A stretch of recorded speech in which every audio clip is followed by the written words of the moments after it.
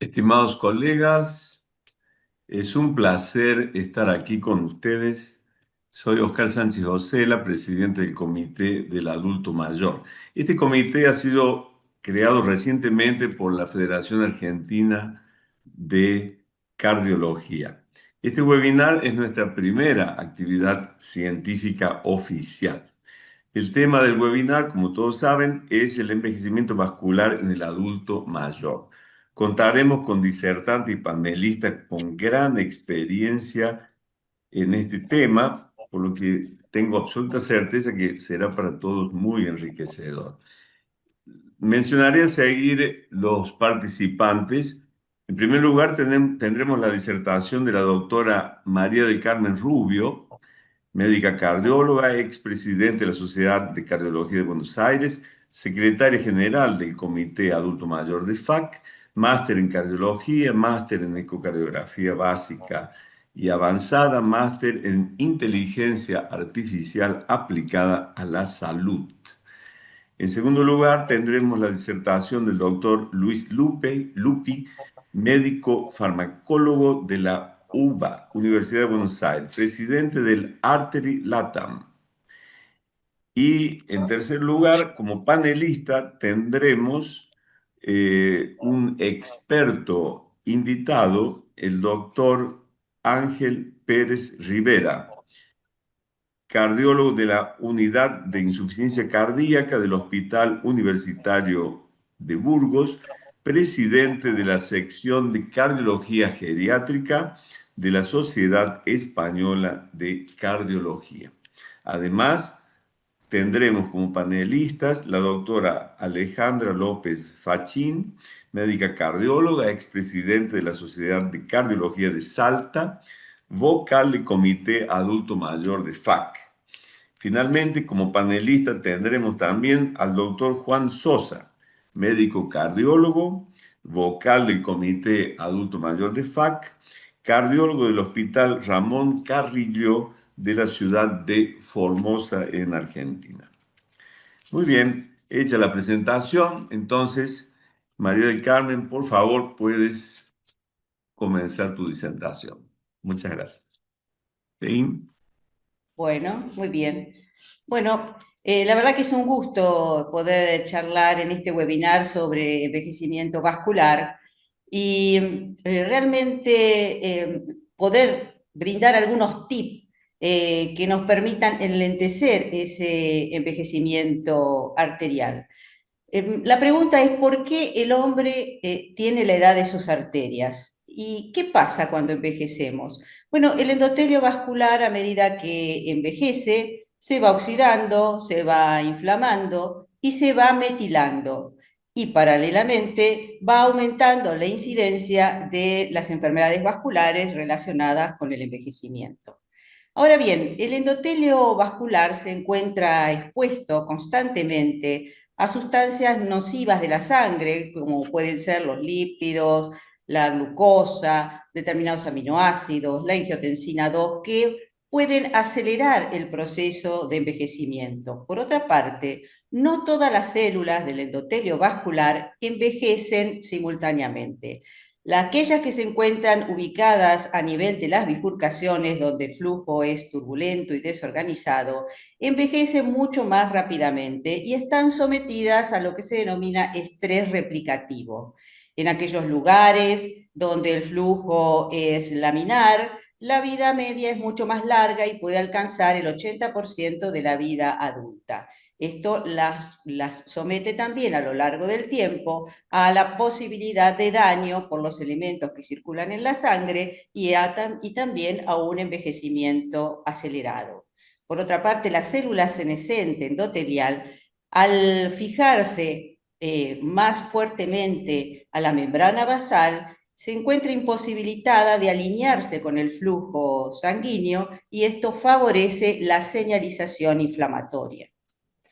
¿Por qué envejecemos? Son varios los mecanismos que intervienen en el envejecimiento, desde la desregulación epigenética hasta las alteraciones de la autofagia, la senescencia celular, el estrés oxidativo, el acortamiento de los telómeros y la intervención de las metaloproteinasas de la matriz. Todo eso genera un estado inflamatorio vascular con disfunción del endotelio vascular, el remodelado arterial, el aumento de la rigidez y por ende el aumento de la incidencia de las enfermedades vasculares relacionadas con la edad.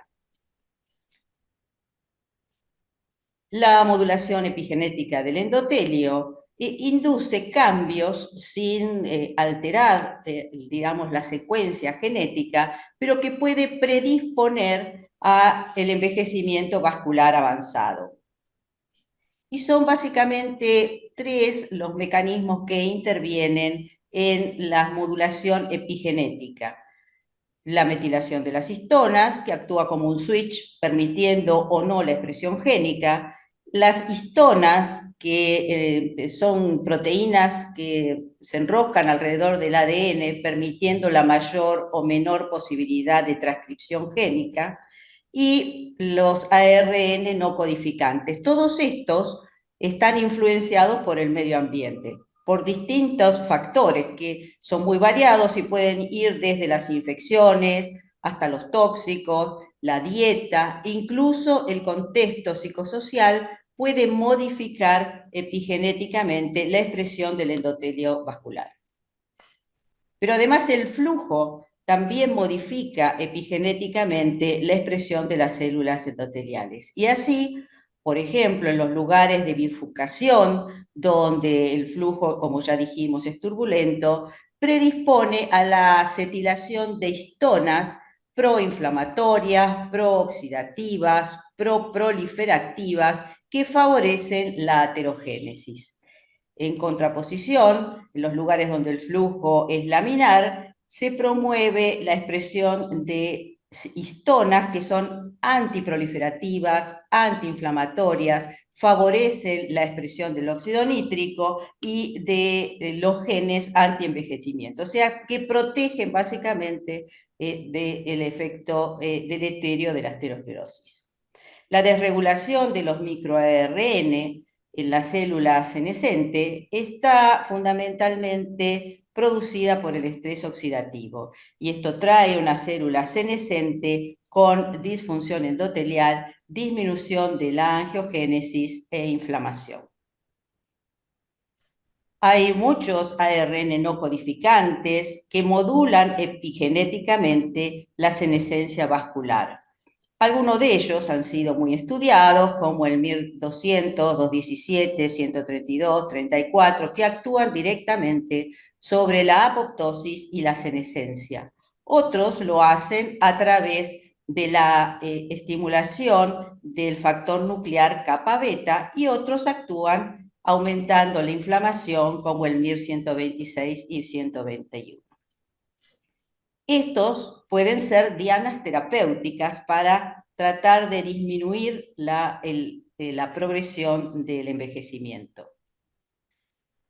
Nosotros tenemos alrededor de 25.000 genes, pero relacionados con el envejecimiento endotelial hay alrededor de 800 genes y 400 ARN no codificantes también relacionados con el envejecimiento de la célula endotelial.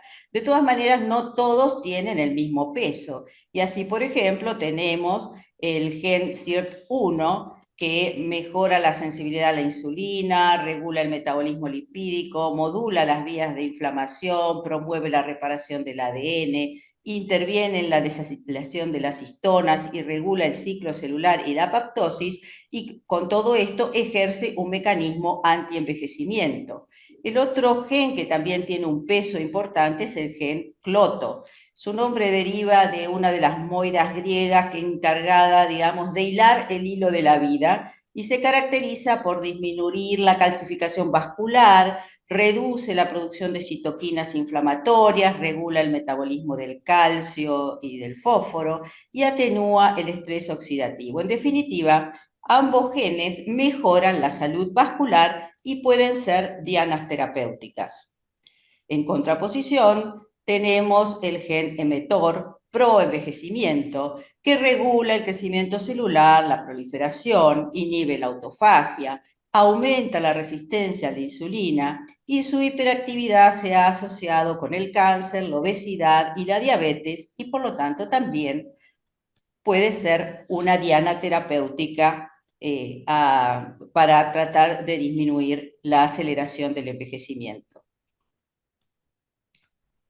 En definitiva, el rol de la epigenética en el envejecimiento vascular, ya sea por disminución de la acción de genes antienvejecimiento, SIRT1, Kioto, o por el acortamiento de los telómeros, o por el daño del ADN, o por la desregulación de la metilación del ADN o de las histonas, o de los ARN no codificantes, todo esto lleva a un proceso de inflamación vascular, remodelado y aumento de la rigidez vascular. A medida que envejecemos, vamos oxidándonos y este aumento de las especies reactivas del oxígeno proviene ya sea de elementos exógenos o de elementos endógenos. En definitiva, las especies reactivas del oxígeno son contrabalanceadas por agentes antioxidantes que en la medida que envejecemos van disminuyendo y ese desbalance da lugar al estrés oxidativo con daño del ADN, con alteraciones epigenéticas, mutaciones, la peroxidación lipídica con el daño de la membrana celular y la peroxidación proteica también con alteraciones de la función proteica y la aceleración del envejecimiento vascular. Como vemos, a medida que envejecemos, los antioxidantes disminuyen, el glutatión disminuye y aumenta el estrés oxidativo. A esto se agrega las enfermedades que se van adquiriendo con la edad, que también disminuyen las sustancias antioxidantes y promueven el estrés oxidativo. Y esto también puede ser una diana terapéutica.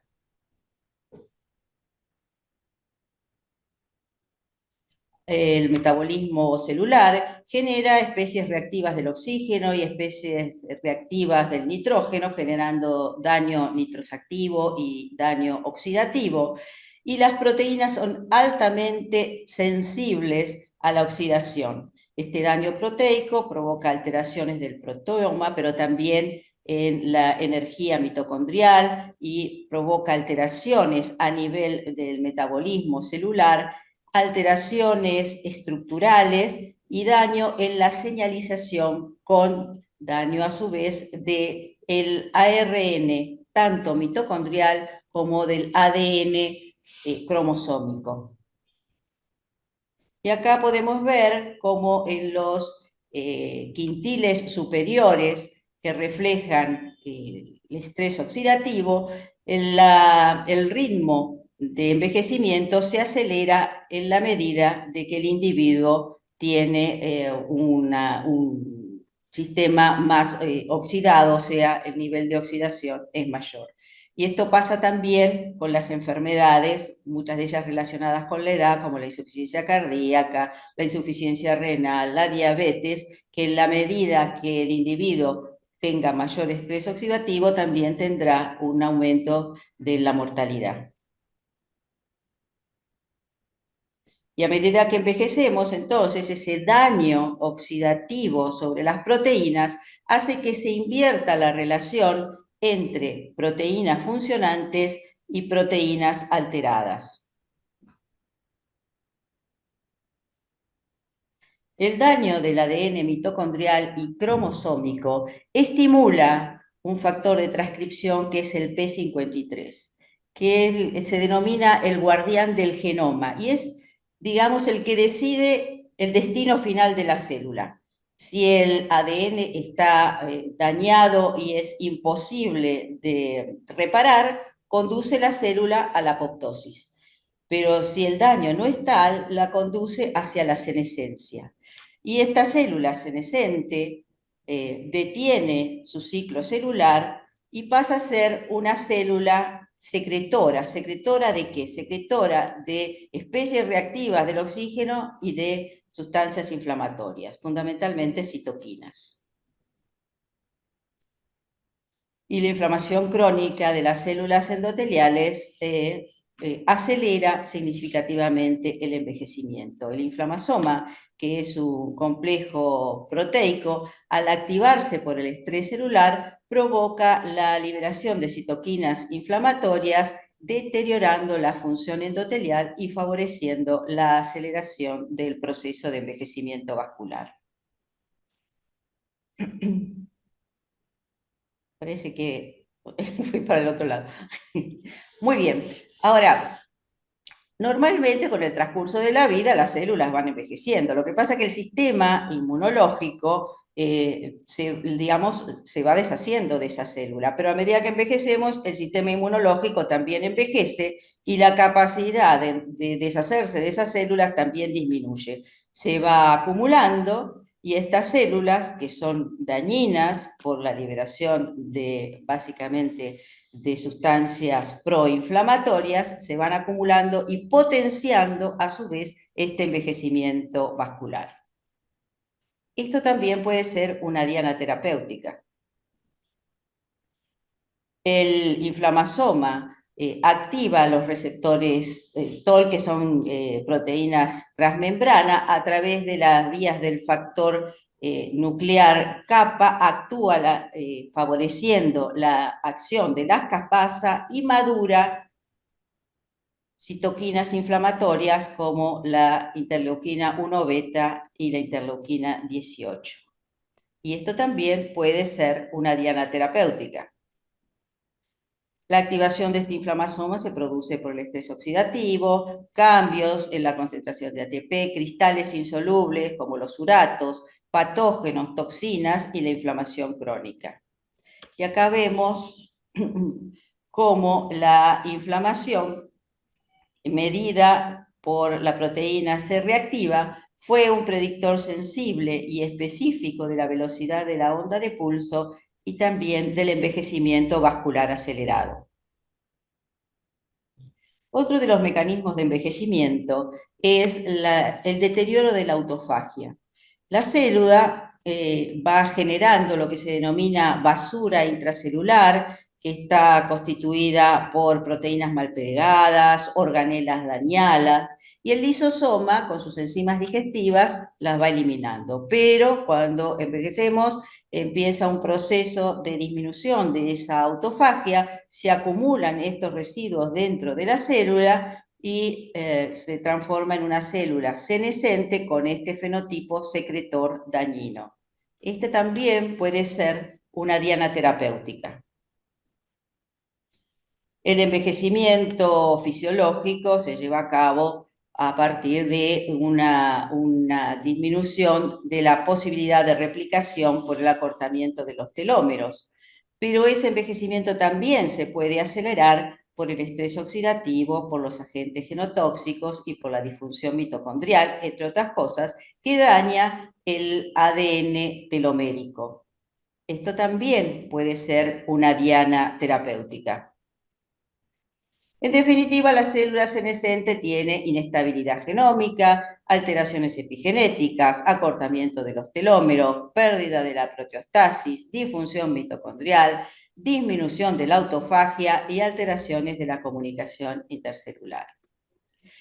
A esto se le suma la activación del sistema renina-angiotensina, las anormalidades en la señalización del calcio y nos encontramos con una célula endotelial disfuncionante, con una desregulación del tono vascular, con un incremento de la permeabilidad, empeoramiento de la angiogénesis y de la reparación vascular y empeoramiento de la biogénesis mitocondrial. Todo esto genera progresión de la aterosclerosis y un aumento en la incidencia de las enfermedades cardiovasculares relacionadas con la edad. La senescencia fisiológica difiere un poco de la senescencia de la célula endotelial acelerada, básicamente a partir de su fenotipo, que es un fenotipo más inflamatorio, y además de los factores moduladores que se caracterizan por una disminución de la activación de los genes antienvejecimiento como el SIR1 y el Kioto y un aumento de la activación de los genes proenvejecimiento como el mTOR. A partir de ahí lo que tenemos es un desarrollo temprano de aterosclerosis, hipertensión, insuficiencia vascular y enfermedades relacionadas con el envejecimiento vascular. Y así tenemos entonces esta rama de envejecimiento vascular prematuro. Este es un estudio que se realizó en Latinoamérica, en 12 países, donde se evaluó la edad arterial de los individuos con la velocidad de la onda de pulso. Y en este estudio se vio que el 5,7% de la población tenía una edad arterial que superaba la edad cronológica. Pero esto empeoraba en los jóvenes. Entre los individuos que tenían entre 30 y 40 años, el 9,8% de estos individuos tenía una edad arterial que superaba la cronológica. Y cuando eran menores de 30 años, el 18,7% de los individuos tenían una edad arterial que superaba la cronológica. En este estudio se trató de analizar la diferencia entre la edad biológica versus la cronológica en individuos con y sin enfermedad vascular y factores de riesgo. Los individuos fueron divididos en décadas, desde los 50 años en adelante, y se observó que los pacientes coronarios eran 3 años más viejos que los pacientes con enfermedad cardiovascular. Su vasculatura era 4,5 años más viejo, casi 5 años los que tenían accidente cerebrovascular, 4 años los hipertensos, 4 años los diabéticos, 5 años y medio los fumadores y 4,3 años más viejos su vasculatura los pacientes obesos. En definitiva, muchas causas pueden favorecer este envejecimiento, esta senescencia celular a partir de las alteraciones epigenéticas y los daños genéticos, producen esta célula dañina, esta célula senescente, provocando un remodelado vascular, la generación de vesículas extracelulares, una disfunción del endotelio, la inflamación y el infiltrado celular que favorecen la aterosclerosis. En definitiva, cuando hablamos de envejecimiento vascular, hablamos de un ciclo en el cual intervienen distintos engranajes que favorecen la aceleración del envejecimiento vascular. Los engranajes son múltiples, pero también son oportunidades para poder intervenir desde distintos tipos de estrategias para poder enlentecer ese envejecimiento. Y así, por ejemplo, podríamos actuar sobre las células senescentes, el estrés oxidativo, la disfunción mitocondrial, las vías de señalización y la autofagia, los telómeros a través de la telomerasa, la inflamación crónica, la rigidez y el remodelado de la matriz, el óxido nítrico y la disfunción endotelial, la epigenética del envejecimiento y terapias que ahora están emergiendo, tanto genéticas como celulares. Estas terapias específicamente van a ser motivo de un próximo webinar que vamos a profundizar sobre este tipo de terapias. En definitiva, estamos redefiniendo la lucha contra el envejecimiento vascular. Hoy sabemos que el colesterol y la hipertensión no son los únicos enemigos. El verdadero culpable es el tiempo. Y hoy estamos aprendiendo a no apresurarlo y a negociar con él. Muchas gracias. Muchas gracias, Mario del Carmen. Realmente muchísima información. Te agradezco mucho. Posteriormente vamos a los debates, ¿no es cierto? Ahora vamos a dar continuidad con la disertación del doctor Luis María Pupi. Por favor, doctor, adelante. Bueno, ¿se me escucha? Sí. Vamos a compartir la pantalla, creo que ahí está todo muy bien. Bueno, queda poco por agregar después de la excelente charla de la doctora Rubio. Agradezco al Comité del Adulto Mayor de la Federación Argentina de Cardiología y vamos a hablar un poquito de cómo determinar la edad arterial. El envejecimiento genera alteraciones en la macro y la microcirculación. Sobre la microcirculación ya habló mucho la doctora Rubio, que lleva a la disfunción de múltiples órganos, comentó muy bien todos los factores que van alterando la microcirculación. Hay que mencionar la rarefacción vascular que se va apareciendo en los ancianos, es decir, disminuye el número de capilares por unidad de tejido en las células cardíacas, o en el tejido cardíaco sería por cantidad de miocitos. Y en la macrocirculación debemos recordar que el envejecimiento es un factor predisponente de accidente cerebrovascular e infarto agudo de miocardio. Con el envejecimiento ocurren cambios principalmente en las grandes arterias, pérdida de la estructura laminar, adelgazamiento, división, deshilachamiento, fragmentación, depósito colágeno y cálcico. Se genera una especie de fatiga de material que, como bien dijo la doctora, las metaloproteinasas están muy involucradas y son activadas por el factor nuclear kappa beta. Estas metaloproteinasas son activadas por la angiotensina 2 y van a actuar sobre las tres capas de la pared arterial, sobre la íntima, sobre la media y sobre la adventicia. Sobre la íntima vamos a ver que se genera apoptosis de las células endoteliales, se fractura y se degenera la membrana basal y hay inflamación del espacio subendotelial. A nivel de la capa media vamos a ver que las células musculares lisas, vasculares, migran al subendotelio y se provoca una diferenciación, una transformación del fenotipo. Ya dejan de ser tan contráctiles para ser más secretagogas de sustancia extracelular. Dijimos que se altera la elastina y se deposita colágeno, y a nivel de la adventicia vamos a tener infiltrados inflamatorios, todo lo que va a llevar a un estado en general proinflamatorio de rigidez arterial, de hipertensión arterial y aterosclerosis.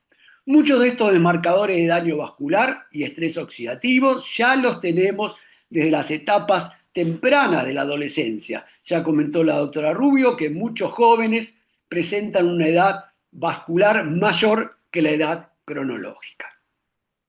En el envejecimiento bien se dijo que hay aumento del estrés oxidativo que genera inflamación, que genera inestabilidad genómica. Se habló de los mecanismos exógenos, endógenos, de la CYP1, del óxido nítrico sintetasa, de la disfunción endotelial. Se habló de los mecanismos epigenéticos a través de la metilación del ADN. Podemos tener un reloj epigenético viendo la metilación del ADN, el grado de metilación, podemos saber la edad celular.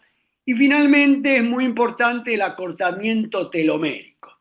El acortamiento telomérico se debe justamente a que los telómeros se encuentran en las porciones terminales de la ADN, generando secuencias de tiamina, tiamina, adenina, guanina, guanina, guanina, cuya función es proteger a los cromosomas de la degradación, de la fusión y preservar su estabilidad. La telomerasa es la enzima que genera porciones de telómero en las partes terminales del cromosoma. La telomerasa tiene dos porciones, la TERT y la TERC, y acá vemos cómo se van adicionando porciones de cromosoma por efecto de la telomerasa.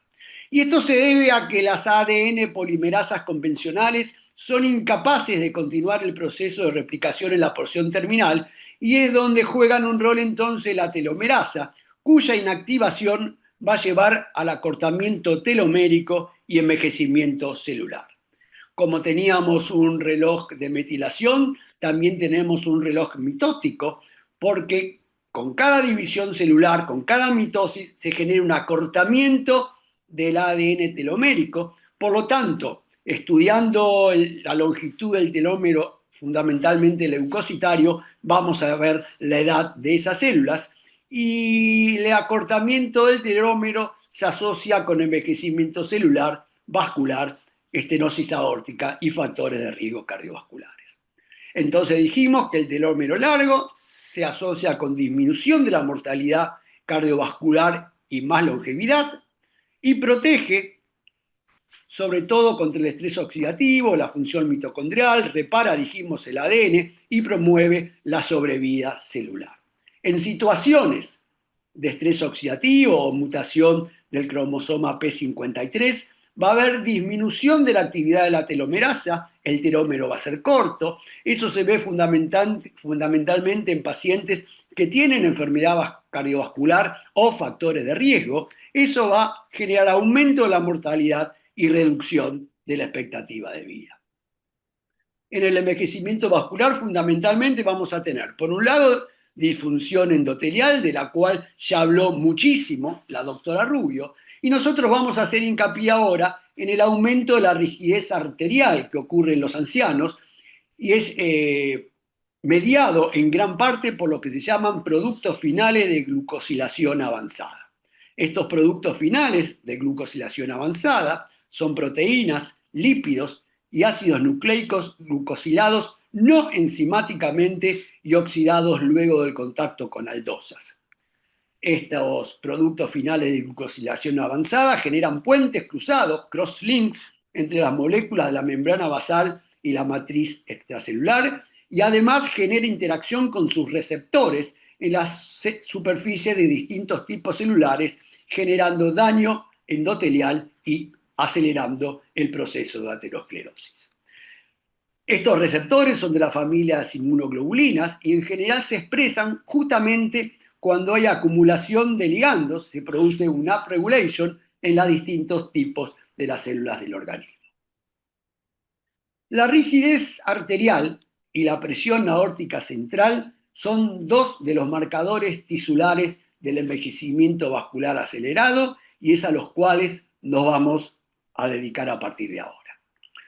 Cuando se genera una contracción cardíaca, la onda de pulso viaja a lo largo de la pared arterial y cuando llega a sitios de cambio de diámetro o de ramificaciones, se provoca la reflexión de la onda de pulso.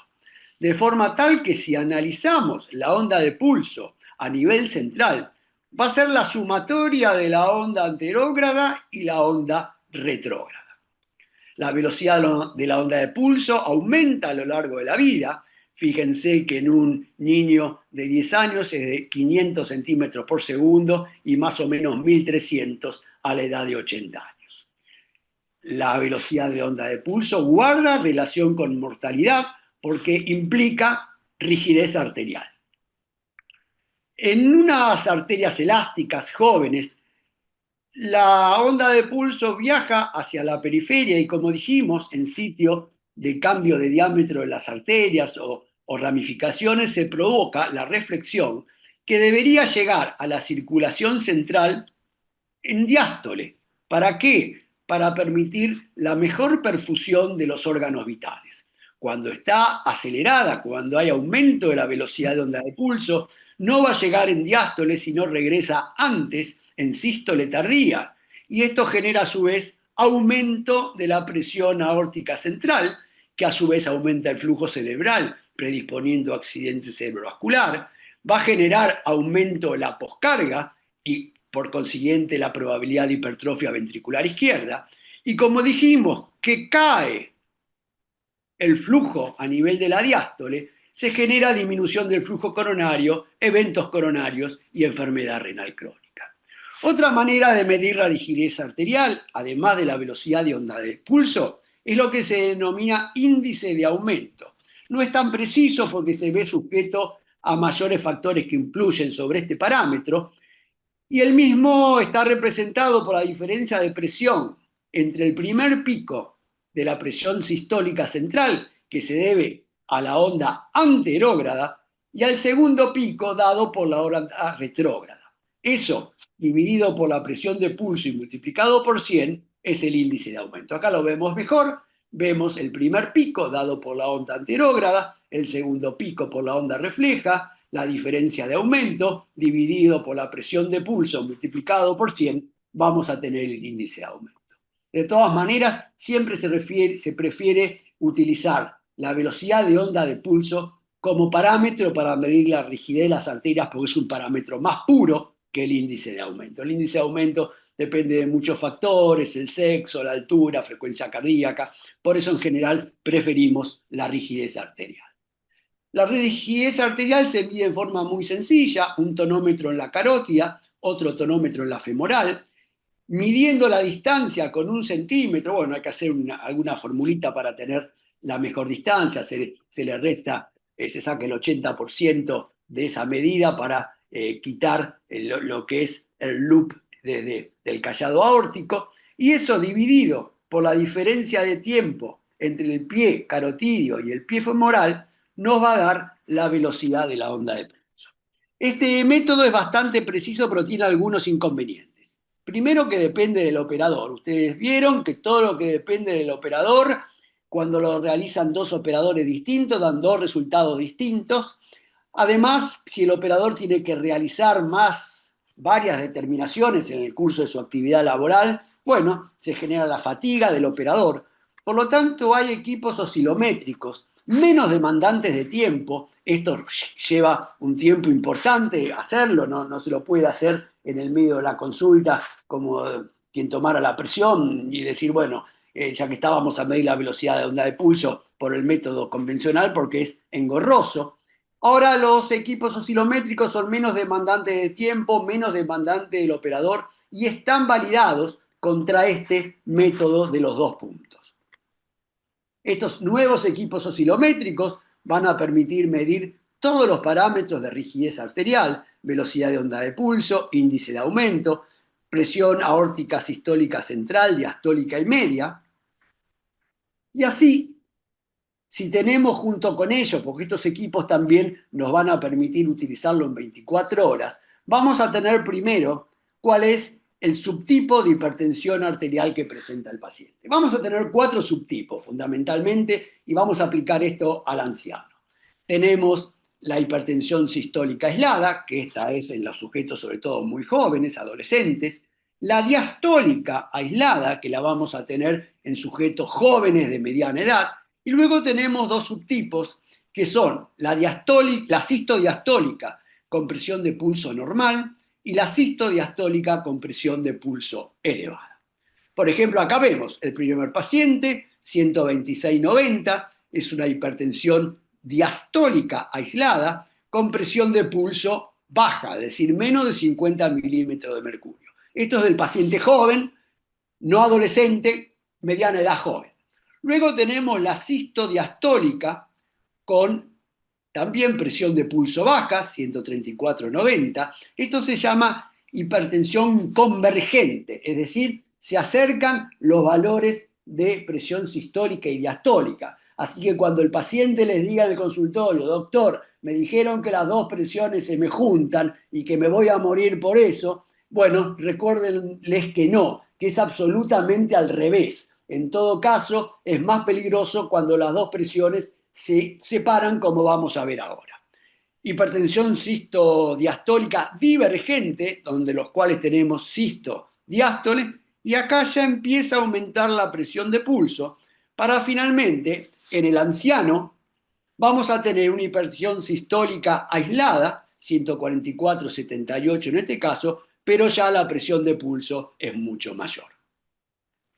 En el anciano vamos a ver que disminuyen varios parámetros, la frecuencia cardíaca, el volumen sistólico, el índice cardíaco, pero hay una cosa muy interesante, que es que a partir de los 50-55 años va cayendo la compliance de las arterias. Esto es lo que vimos anteriormente, vimos el efecto del tiempo, de los factores de riesgo sobre la pared arterial. A partir de esa edad empieza a caer la compliance y aumenta la resistencia periférica. Este sería el punto de corte que se ve muy bien en este trabajo de Dagnovar Aristizábal. ¿Y eso qué nos hace? Bueno, vamos a tener los 4 tipos de hipertensión que vimos antes. En el sujeto joven, adulto, la hipertensión primero puede ser diastólica aislada, con presión de pulso baja, sistodiastólica, convergente con presión de pulso baja, luego sistodiastólica ya divergente, empieza a aumentar la presión de pulso para que luego finalmente en edades mayores la presión de pulso esté aumentado y tengamos probablemente una sistólica aislada. Fíjense ustedes que ya a medida que avanzamos con la edad, sistodiastólica con presión de pulso alta o sistólica aislada, vamos a ver que se producen por una mayor rigidez arterial y en general implica una función arterial alterada, a diferencia de los primeros estadios donde está preservada. Por eso le decía que cuando el paciente venga y le diga que está preocupado porque tiene una juntita las dos presiones. Ustedes díganle que no, que se preocupen por el paciente que las tiene separadas, porque eso implica disfunción arterial y envejecimiento arterial. Luego estos equipos también permiten medir parámetros hemodinámicos, volumen sistólico, índice cardíaco, resistencia periférica, volumen minuto, con los cuales vamos a poder hacer 5 fenotipos hemodinámicos. El fenotipo cardiogénico, donde fundamentalmente aumenta el volumen sistólico, el índice cardíaco y la frecuencia cardíaca. El corazón es el lugar de referencia de este fenotipo. El fenotipo neurogénico, cuyo órgano de referencia es el sistema nervioso autónomo. El fenotipo volumétrico, donde aumenta el volumen sistólico y la presión de pulso, el riñón y el volumen plasmático serían los órganos de referencia. El fenotipo de vasoconstricción, donde fundamentalmente hay aumento de la resistencia periférica, son las pequeñas arterias el órgano de referencia. Esto dijimos que se veía en sujetos jóvenes, adultos. Y finalmente el fenotipo que hoy nos llama, que es el fenotipo de rigidez arterial, es el fenotipo de los ancianos, es el fenotipo de arterias dañadas, donde vamos a ver que aumenta la velocidad de onda de pulso y aumenta la presión de pulso. Y acá podemos hacer el corte de rigidez arterial, donde vemos que la presión de pulso es mayor de 50 y la velocidad de onda de pulso mayor de 10 metros por segundo. 10 metros por segundo es el valor que nos dan las guías de la Sociedad Europea de Hipertensión, sobre los cuales podemos decir que hay lesión de órgano blanco, y el órgano blanco son las arterias. Lo ideal entonces es que la circulación central tenga función de amortiguamiento. ¿Para qué? Para que a nivel de las arterias se evite que el flujo pulsátil cardíaco sea también un flujo pulsátil a nivel capilar. El amortiguamiento que genera la aorta y las grandes arterias es para asumir ese volumen sistólico que penetra en ellas y luego en la diástole enviarlo a la circulación periférica y se mantenga un flujo capilar continuo. Cuando hay rigidez arterial, dijimos que hay hipertensión sistólica aislada, hay caída de la presión de perfusión coronaria porque no había perfusión diastólica, aumenta la poscarga, aumenta la remodelación del ventrículo izquierdo y finalmente vamos a llegar a una insuficiencia cardíaca, primero con fracción de eyección preservada y luego reducida. Lo que va a haber es un aumento de la penetración. Lo que queremos evitar es lo que va a ocurrir cuando hay rigidez arterial. Aumento de la penetración del flujo pulsátil en la microvasculatura, especialmente en órganos de alto flujo y baja resistencia, como el riñón, el páncreas, la placenta, el cerebro y los testículos. Fíjense que la rigidez arterial es un factor predisponente a la enfermedad de Alzheimer y a otras demencias relacionadas. Cuando hay diabetes e hipertensión, hay más predisposición al Alzheimer y a otras demencias relacionadas, hay más rigidez de las grandes arterias, y esta rigidez de las grandes arterias aumenta la pulsatividad del cerebro, cerrando este círculo que es absolutamente vicioso. Por eso, cuando hay alta pulsatividad, es decir, cuando hay aumento de la presión sistólica en los ancianos, vamos a tener infartos lacunares, vamos a tener hiperdensidades de la sustancia blanca, microhemorragias, agrandamiento de los espacios de Virchow y depósito amiloide. La velocidad de onda de pulso es un predictor para que el paciente vaya desde el deterioro cognitivo leve hacia la demencia manifiesta. También este flujo pulsátil genera, por ejemplo, a nivel del hígado graso no alcohólico, es un predictor de preeclampsia, dijimos de deficiencia en la producción de testosterona, ya hablamos del daño cerebral, ya hablamos del daño cardíaco y ya hablamos también de la enfermedad renal crónica. Es decir, que hay, como dijo muy bien la doctora, hay un envejecimiento promedio en los pacientes, de forma tal que a determinada edad ese aparato cardiovascular saludable se transforma en un paciente hipertenso, con lesión de órgano blanco o enfermedad cardiovascular. Eso es lo que debería ocurrir, pero hay pacientes que tienen envejecimiento vascular acelerado, mediado por la rigidez arterial, y esos pacientes van a tener todos estos eventos a edades más jóvenes de la vida. Por suerte hay un grupo de personas que tienen envejecimiento vascular supernormal y probablemente tengan durante toda la vida arterias saludables. La rigidez arterial, ¿por qué es importante medirla? Porque es el mayor predictor de eventos cardiovasculares. ¿Por qué? Porque refleja el impacto sobre la arteria de la hipertensión, de las dislipemias y de la diabetes, por ejemplo, entre otros. Eso impacta sobre las arterias, por lo tanto la rigidez arterial es el mejor predictor de eventos cardiovasculares.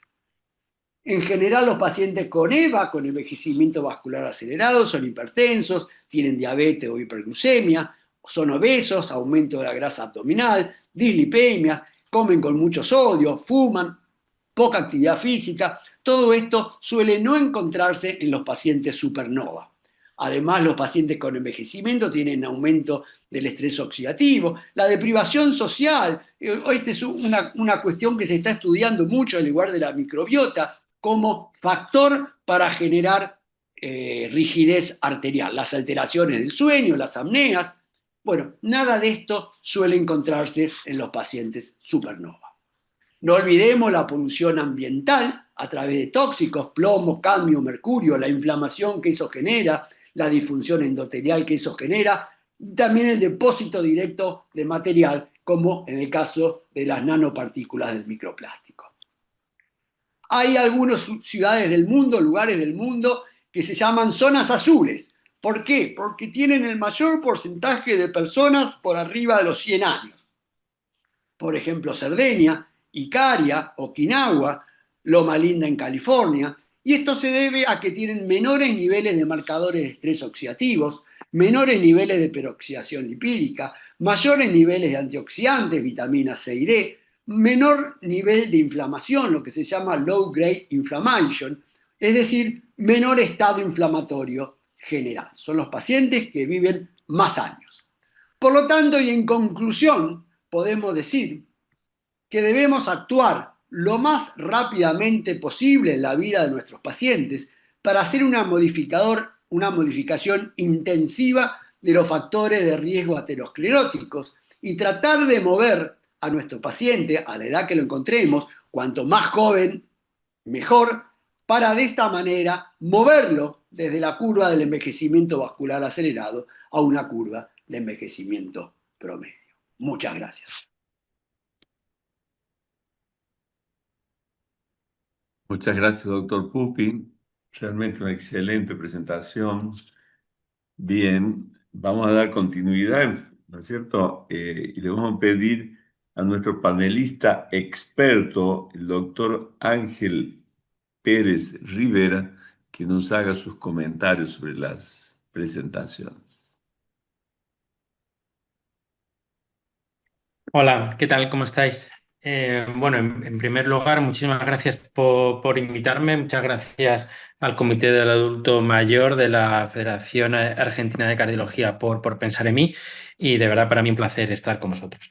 Y luego dar la enhorabuena, por supuesto, a los ponentes porque he aprendido muchísimo. Yo me dedico mucho a la cardiología clínica y la verdad que de vez en cuando poder tener sesiones magistrales de este tipo sobre fisiopatología para mí es de muchísimo valor porque a veces la verdad que nos olvidamos un poco de esto cuando tratamos pacientes del día a día.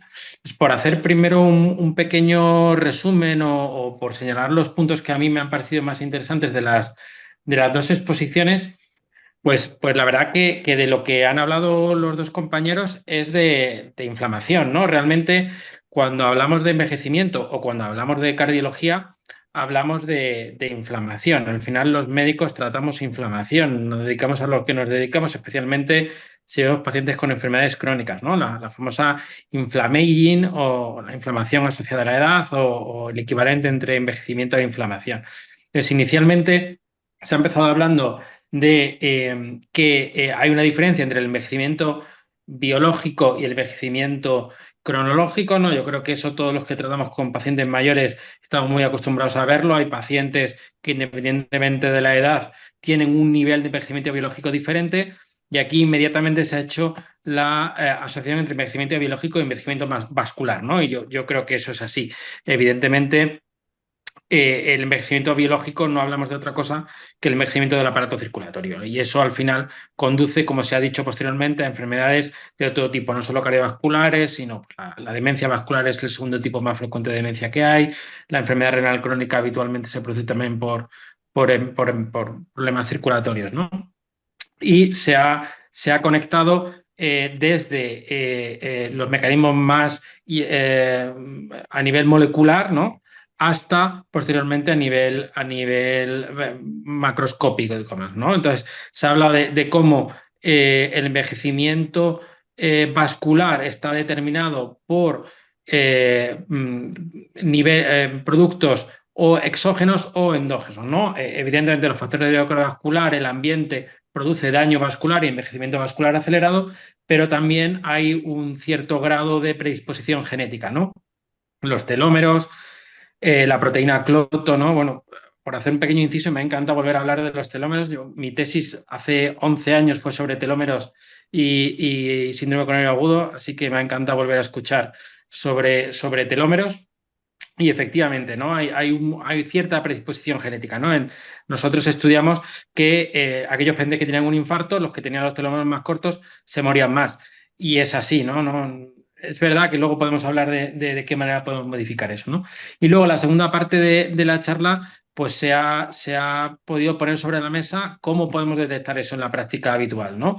Es decir, todo esto que hemos contado, toda esta inflamación, todos estos mecanismos celulares y moleculares, cómo lo podemos ver en el paciente que tenemos delante, ¿no? Yo creo que ahí la presión de onda de pulso es fundamental y se ha explicado cómo tiene un valor pronóstico y por qué lo tiene, ¿no? Es decir, una presión de pulso alterada provoca hipertensión arterial y viceversa, y insuficiencia cardíaca, ¿no? Aumenta probablemente la presión intracavitaria y acaba provocando insuficiencia cardíaca, probablemente con FEBI preservada inicialmente, que es la más típica del anciano. Y luego, eh, cómo permite caracterizar al paciente que tenemos delante, ¿no? Nos permite hacer diferentes fenotipos que luego nos va a marcar el tratamiento, o sea, la aplicación práctica. Así que, bueno, sinceramente me ha encantado, me ha gustado mucho de qué manera se han conectado las dos charlas y cómo se ha atendido un poco a la práctica, que a veces es lo que falta en este tipo de charlas. Y yo, por intentar introducir algún tema que podamos hablar también con el resto de panelistas y demás, tenemos pruebas de imagen, como puede ser la presión de onda de pulso. Mi pregunta desde un sistema sanitario diferente es cómo allí en vuestro sistema sanitario aplicáis esto en la práctica diaria, a qué nivel, en qué punto, en atención primaria, en atención especializada, en algún tipo de consulta especializada, de forma rutinaria, solo algunos pacientes. ¿De qué manera se puede hacer eso? Porque aquí yo creo que es algo que no estamos haciendo mucho.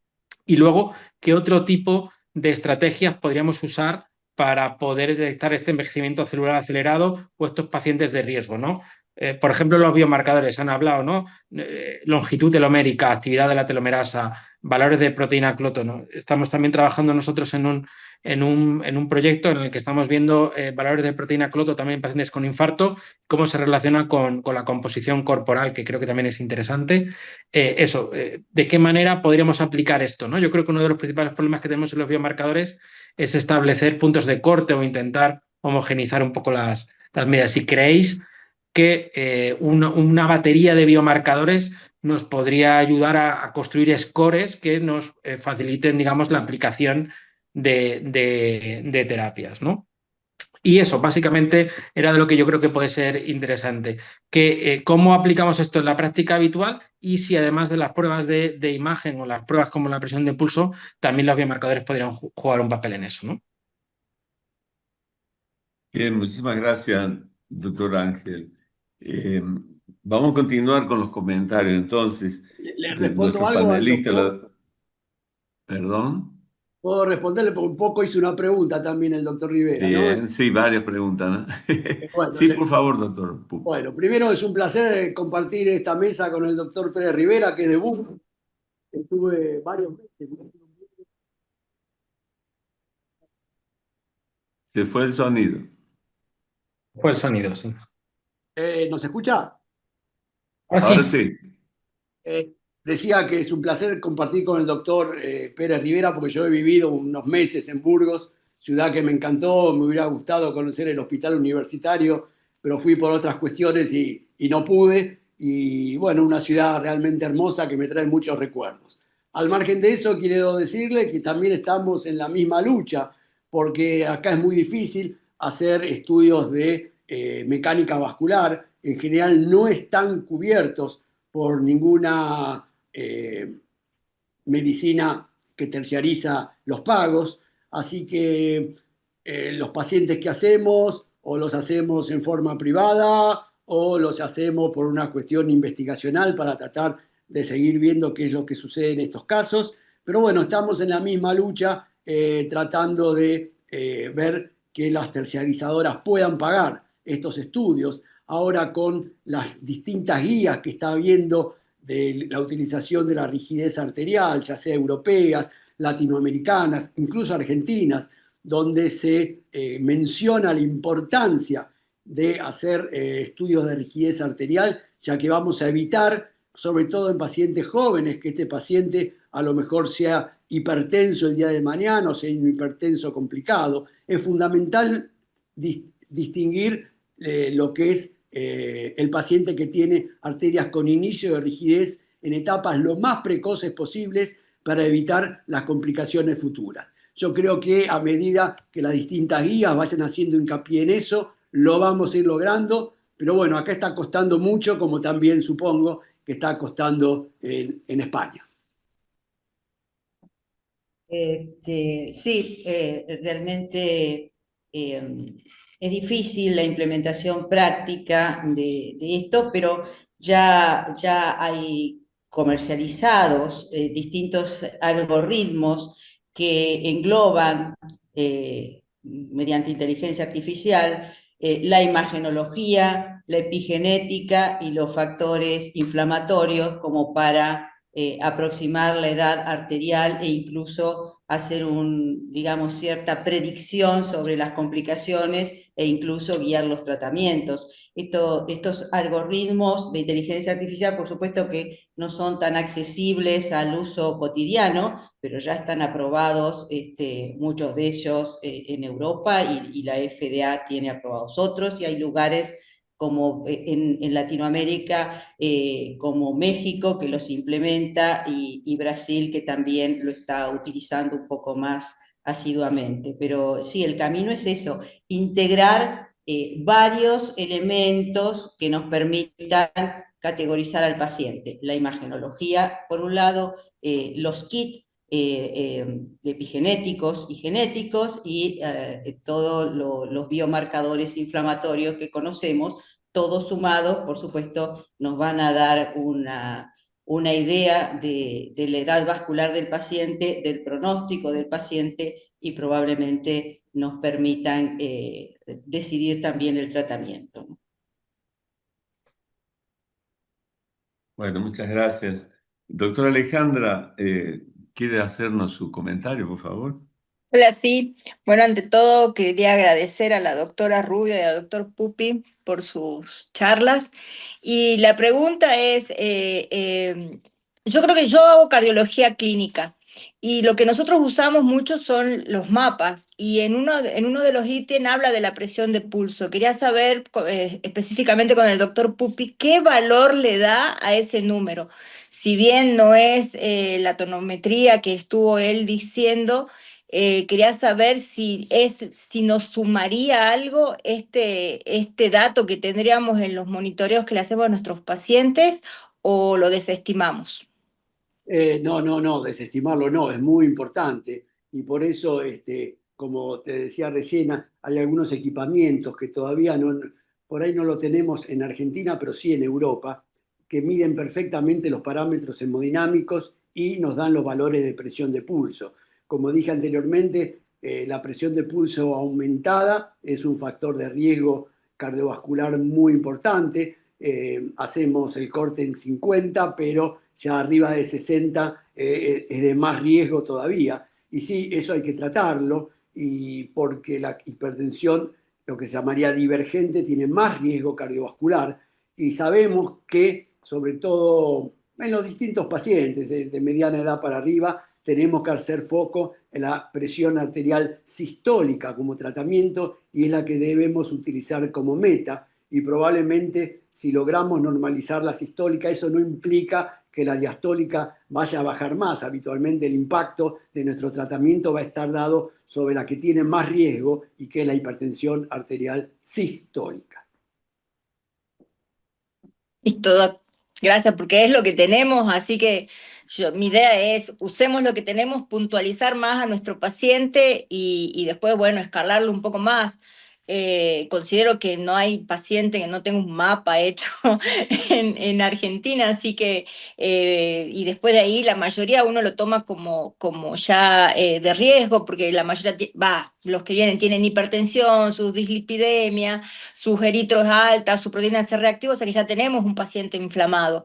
Así que, y cuando van en el adulto mayor, por lo menos en mi experiencia, son pocos los que no han tenido ya su infarto, su ACV, son los menos. Entonces uno, para hacer la prevención, creo que en un adulto mayor que está sano, eh, fenotípicamente sano, estaría bueno verlo. Por eso es la pregunta. Gracias, Doc. No, gracias a vos por la pregunta. Juan, por favor.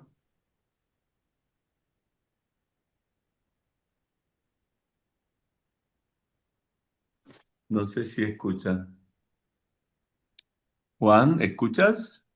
Escuchando, ahora sí. Ah, No, ahora quería sí. agradecer un poco la invitación del nuevo grupo formado de la Federación Argentina de Cardiología, la disertación brillante que tuvieron tanto la doctora Rubio como el doctor Pupi.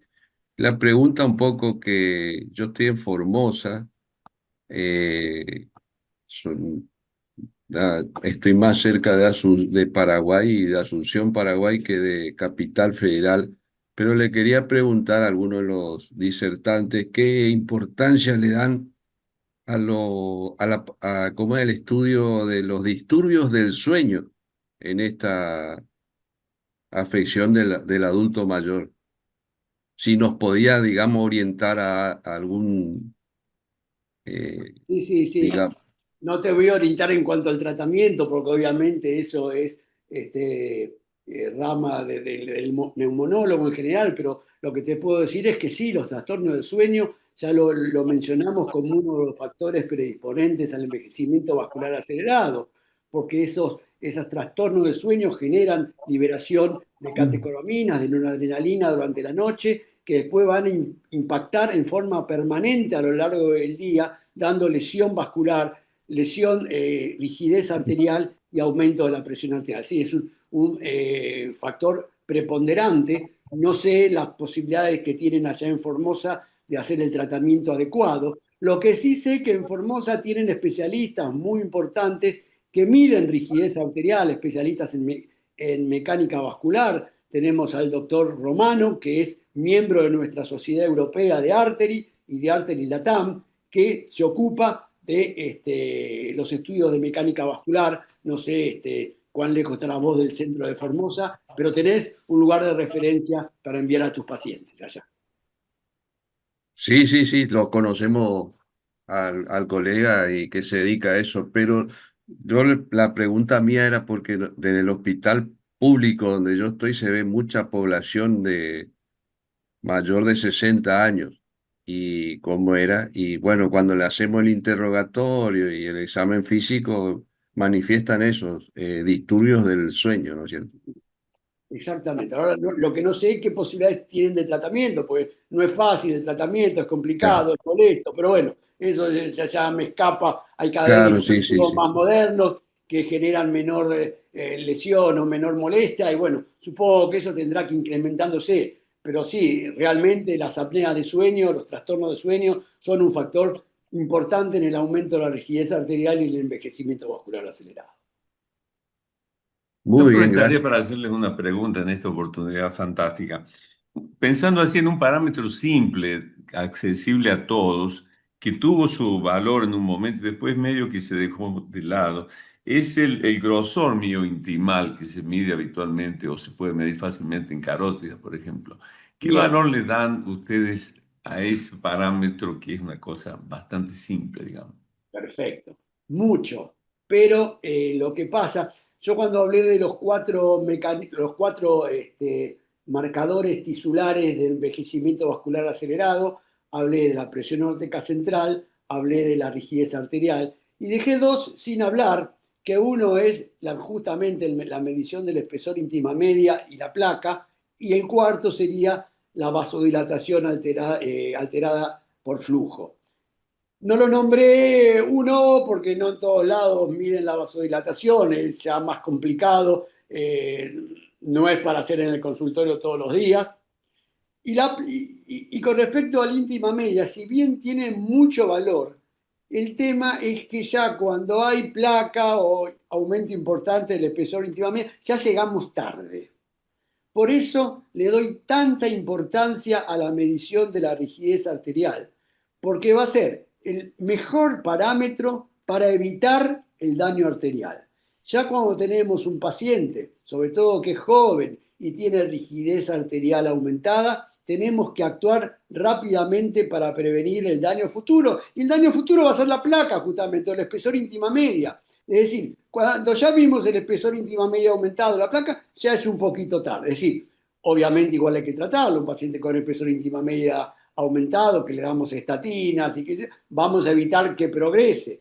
Si es muy joven y tiene espesor íntima media aumentado, hasta podemos lograr la regresión de ese espesor íntima media.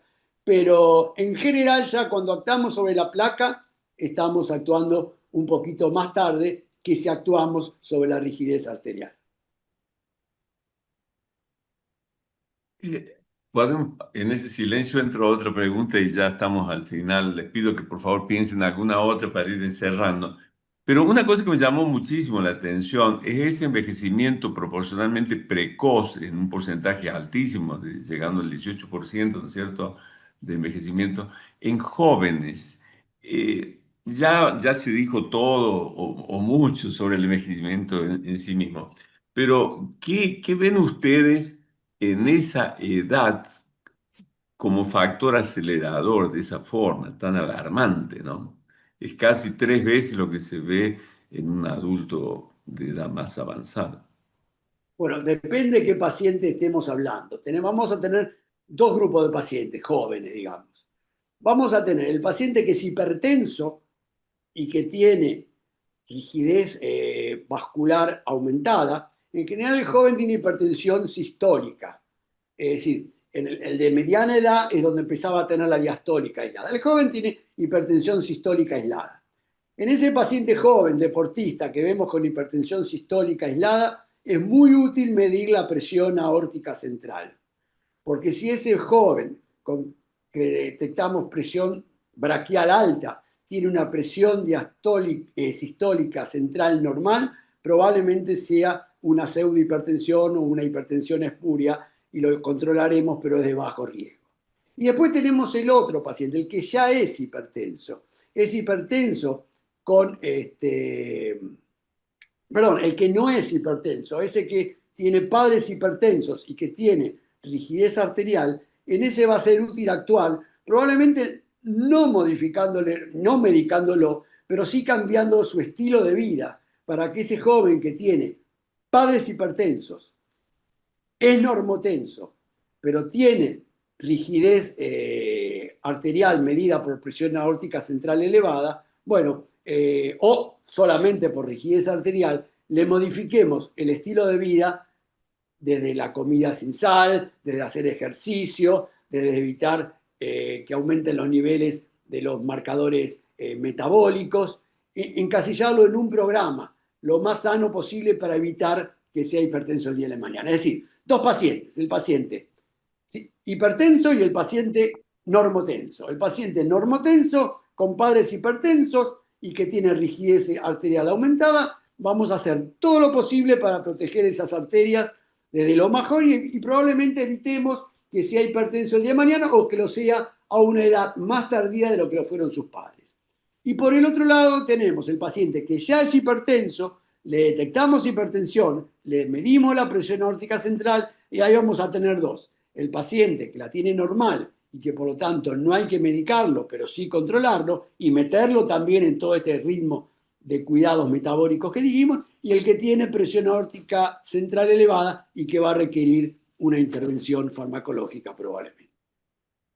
Muchísimas gracias, doctor Pupi. En Bien, en hemos ese alcanzado el trabajo, tiempo, ¿no? Vamos, sí, te quería dime. comentar, Oscar, que en el trabajo este Sí. que vos mencionás, donde casi el 18% de los pacientes menores de 30 años tenían una edad arterial mayor a la cronológica, se evaluaron las características de los pacientes, si eran obesos, y además la dieta de los pacientes. El factor de mayor peso, en ese caso, estamos hablando de pacientes de Latinoamérica, era la dieta. Eran pacientes que tenían una dieta poco saludable y por ende también se vio que eran pacientes con sobrepeso en la mayoría de los casos. Bueno, muchísimas gracias. Bien, hemos alcanzado el tiempo que habíamos propuesto. Creo que podríamos ir encerrando si están todos de acuerdo. Muy bien, fue un Creo que placer sí. haber compartido con los colegas este webinar. Bueno, gracias a Bueno, todos, la verdad, un gusto, hemos aprendido. Muchísimas gracias por invitarme. Yo sí que he aprendido mucho. bueno. Gracias Muchas por la gracias a todos. participación. Les recuerdo que tenemos una segunda parte, que es el tratamiento allá por el mes de octubre y los convocaremos nuevamente. Bueno, muchas gracias a todos. Les agradezco muchísimo y como les decía al principio, realmente para mí y creo que para todos fue muy enriquecedora esta experiencia. Muchas gracias a todos. Hasta la Hasta próxima. Gracias. luego. Hasta la Adiós. próxima. Chao, chao.